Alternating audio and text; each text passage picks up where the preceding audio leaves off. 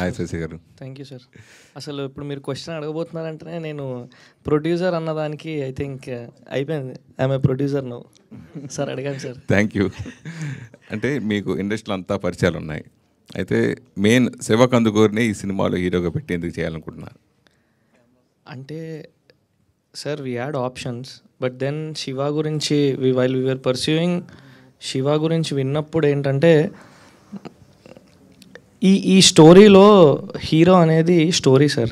యాక్చువల్గా ఇవన్నీ characters నేరేటివ్ని drive చేస్తుంది. ఇప్పుడు శివ స్టోరీ విన్నప్పుడు ఆ స్టోరీలో క్యారెక్టర్లా విన్నాడు.